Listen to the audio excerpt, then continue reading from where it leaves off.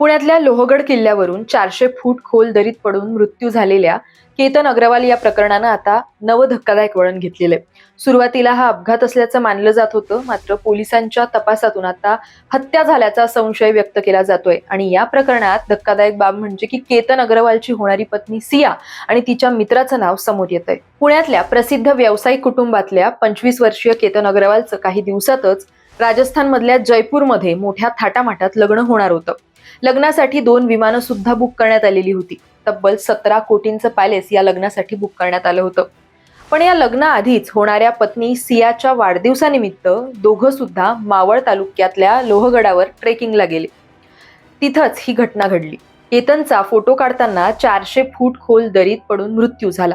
सुरुवातीला हा अपघात असल्याचं मानलं गेलं, मात्र मृत्यू नेमका कसा झाला, घटनास्थळी आणखीन कोण कोण होतं या प्रश्नांची उत्तरं शोधताना पोलिसांना काही संशयास्पद बाबी आढळल्या. या तपासादरम्यान पोलिसांनी परिसरातले काही सीसीटीव्ही फुटेज तपासले. त्यामध्ये एक संशयित तरुण गडाच्या आसपासच उन्हाळ्याच्या दिवसांमध्ये हुडी घालून, कानात हेडफोन घालून आणि चेहरा झाकण्याचा प्रयत्न करत फिरताना दिसला.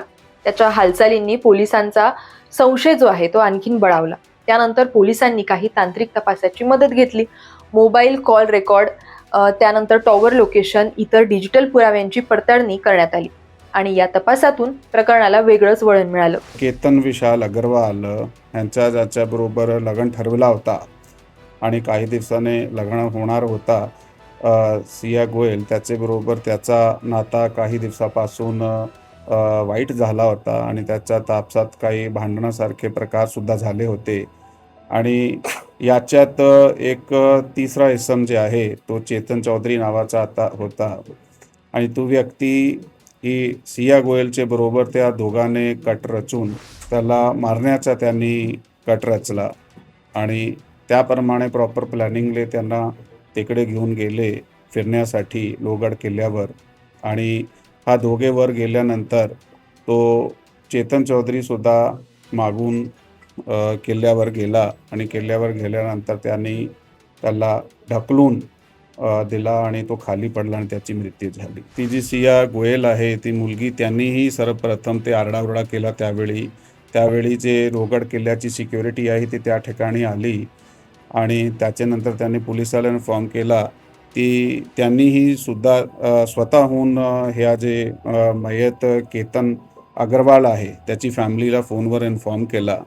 त्याच्यानंतर ते त्या ठिकाणी गेले आणि पुढील प्रोसेस PM झाल्यानंतर बॉडी हँडओव्हर करण्यात आली आणि मग AD दाखल झाल्यानंतर जाब ज्यावेळी सुरू झाले त्याच्यानंतर त्याचे नातेवाईकाकडून काही गोष्टी ज्या आम्हाला समजल्या की जसा की मागचे काही दिवसामध्ये त्याचे काही भांडण सुरू होते.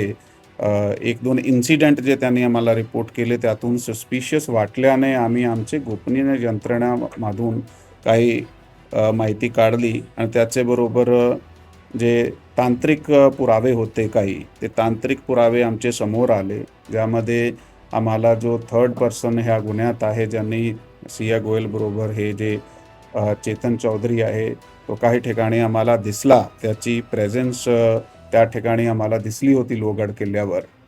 म्हणून सविस्तर तपास करण्यात आला आणि ही गोष्टी आमच्या समोर आली. हे तिघे फॅमिलीज बिझनेस करताय मार्केट यार्डमध्ये. तिघे बिझनेस फॅमिलीज आहात.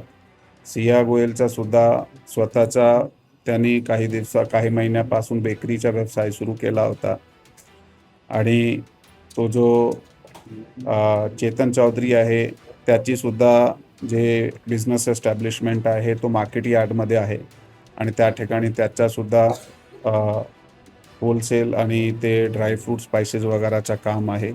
सिया गोयलचे सुद्धा फॅमिलीच्या त्या फील्डमध्येच काम आहे आणि नेमकी एका ठिकाणी बिझनेस करत असताना त्यांची आपसात ओळख होती आणि ती ओळख हळूहळू वाढून गेली.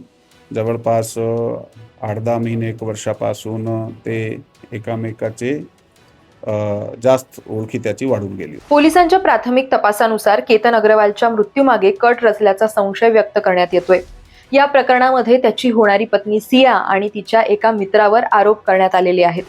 पोलिसांकडून पुढचा तपास सध्या सुरू आहे, पण सियाला हे लग्न मान्य नसल्याचं सुद्धा पोलीस तपासातून आता पुढे येतंय.